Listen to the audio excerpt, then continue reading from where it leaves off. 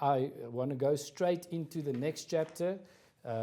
It's a very short chapter, and you will see that it actually contributes a lot to our theme that we are busy with, the purpose and the value of a code of conduct. Now, I'm pretty sure I'm not mistaken if I say you are all learners and in a school. Your school has a code of conduct, the way you must wear your clothes, the way you must dress, the way you must act. If things are wrong or you break those rules, what are the disciplinary proceedings? Now, the same for the business world out there. That's why we do it in schools. We try to prepare you for the outside world. Trust me, if you have a problem with your dress code now in school, good luck one day with your boss. He's not going to give you demerits or any punishment like that. It will be warning, warning, warning, and you're fired. And it will cost you your income. So guys, there's a purpose to a code of conduct. Let's have a look. All right, so first of all, what is conduct? Our building blocks for conduct is it is a way of acting, or it's our behavior towards something or someone. It's very important that we know management will prescribe what our conduct should be in our workplace. So you can't decide, the manager needs to decide. However, it is a consultation process, whereas when a code of conduct is developed, managers normally sit with workers and they agree upon certain things that is a positive direction in the way forward. So what is a code of conduct? A code of conduct is a set of rules, but it's very negative to think of it as rules. It's rather better to think of it as a code of behavior, or how you should behave. It must include ethical, honor, and moral codes. You must include religion and religious laws in there, because you'll have people from different backgrounds, and it must be part of the company policy that describes what is appropriate behavior for a worker in the business. All right, so now that we know what a code of conduct is, let's have a look at the purpose of a code of conduct and the value that it provides to a company. A code of conduct, and I'm not going to go through all of this, this is in your textbooks. I want to focus on something specific. It gives you direction if you are uncertain in situations, because it prescribes to you how you must act. It also tells customers what the values and standards are for the company, because all the workers treat customers the same way, and that is with high standards. And then very important, a code of conduct can be used by the managers of the business in disciplinary steps if a worker violates those standards, to bring the worker back on track. So basically, guys, the purpose of a code of conduct is to enhance professionalism. Now again, remember, we started this lesson out with professional image. So yes, a code of conduct contributes to the professional image of the workers in the company, interacting with customers to make sure the image is upheld and professional. If we come to value, the value of a code of conduct basically lies in the fact that it provides common standards for everyone. One rule applies to everyone in that company, no matter who you are. It's set out in your code of conduct, so it's important that you follow those rules. So, as workers, it gives you a form of cooperative and collaborative atmospheres. It also gives integrity in the workplace, and most importantly, this is for the customer, it gives them a peace of mind. It makes them loyal, which increases your profit, and it will give customers answers in the same way. Whether they go to different franchises of the same company, they know they will expect and get the same treatment, because all the workers in that franchise have the same level of training and code that they conduct themselves in. Okay. What should the code of conduct contain? Very important. I want to focus on the last part here. A code of conduct, although we say it's a set of rules, it's very important that we should not be focusing on the what we should not do. A code of conduct will stipulate exactly what we should do. That's very important when you set a code of conduct. What you should do. It is also perceived as positive. All right.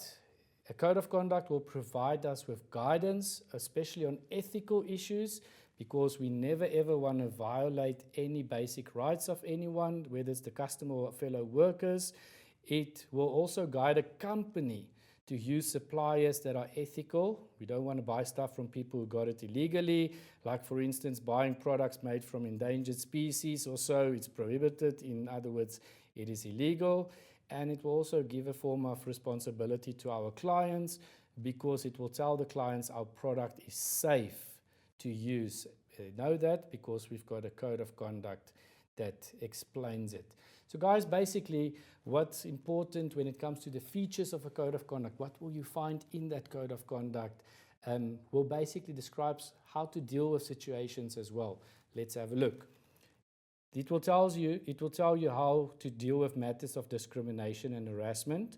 Also, what type of use of company assets can the worker be allowed with, what safety and health standards the company needs to comply with.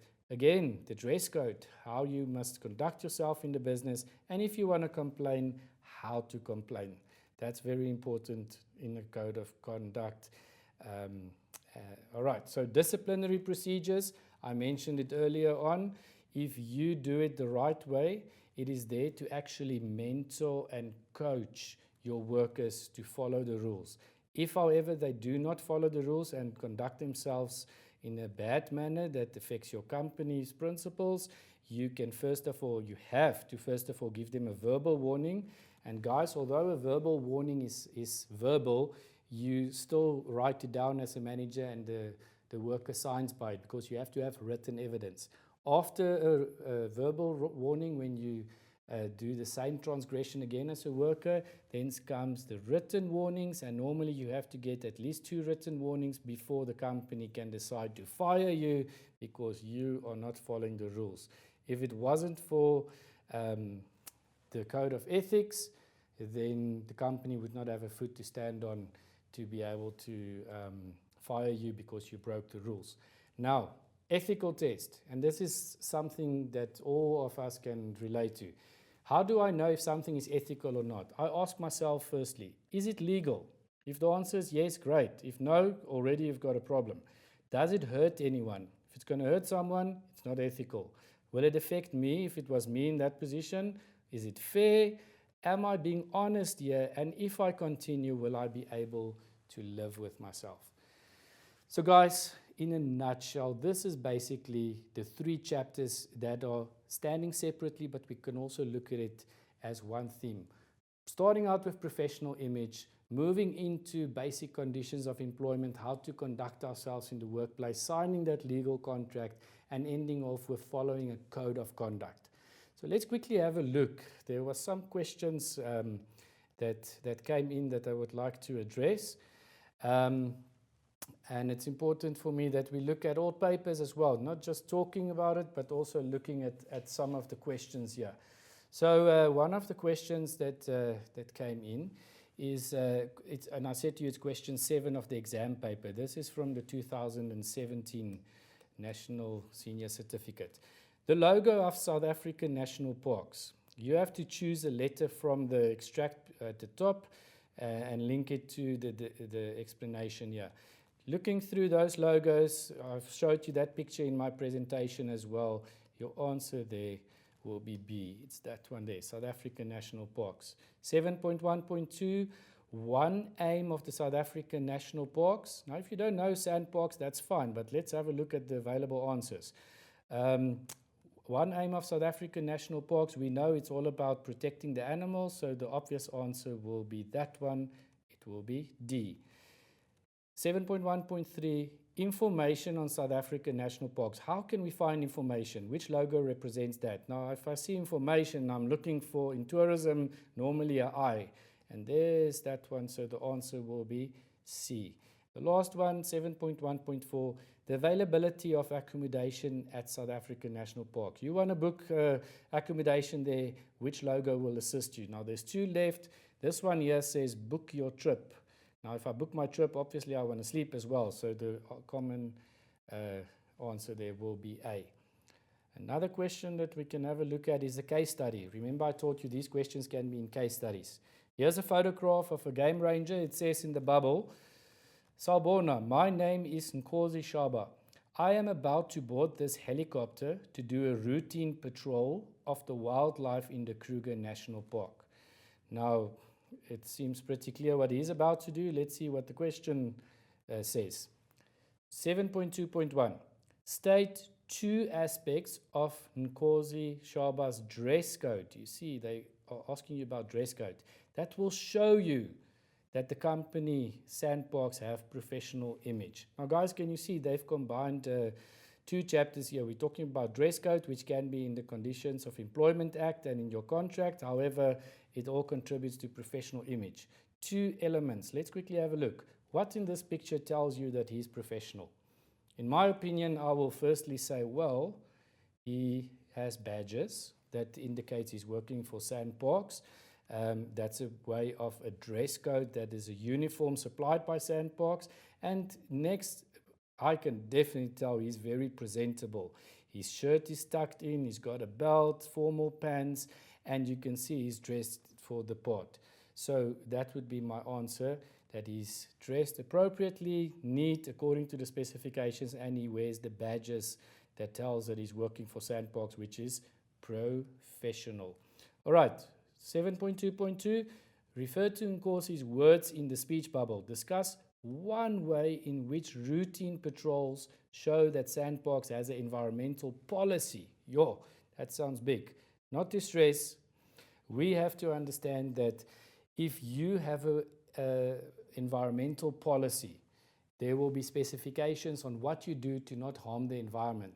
Now, in the speech bubble, it clearly says that he is going to do a routine patrol of the wildlife. There it is, wildlife. In other words, him patrolling shows us that there are protocols, and these protocols are followed to the number down by him as a game ranger. He needs to protect the wildlife of the Kruger Park. That gives us an idea that he has an environmental policy that he's following for the Kruger National Park. All right. Then there's another question from the 2008 paper, 2018 end of the year paper. It is all about this lady, Megan, who are employed at a restaurant. She's a waitress. She's worked there for the past 6 months. All right. Although there are vacancies available at the restaurant, her employer refuses to hire new staff. She has to work double shifts, and her responsibilities has increased. She's also been working double shift almost every day with no overtime pay. She's not allowed to sit during shifts. Her employer is often rude to her and her co-workers. There's no staff transport available at night. In fear of losing her job, she continues working without complaining. Question: explain the term contract of employment. Guys, it's a legal document that's binding between a worker and an employer that explains what is expected of both parties, and it must be signed by both. 2, identify one way in which Megan is being exploited at her workplace. Guys, there's more than this. Whole paragraph over here explains how she's being exploited. Working overtime, double shifts, not being paid, not allowed to rest. That's very important. You can list all of those reasons in this question and you get your answers. 7.1.3, advise Megan and give 2 ways how her grievances, her complaint in the workplace can be addressed. Now guys, very important, she can actually go to the CCMA and lay a grievance there. And she can also use internal grievance procedures if there are any in place.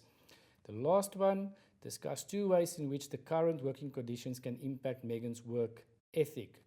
Now guys, if I have a boss like that and conditions like that, I will not want to go back to work. I'll be sick all the time. I'll be negative all the time. So I think you get the picture here.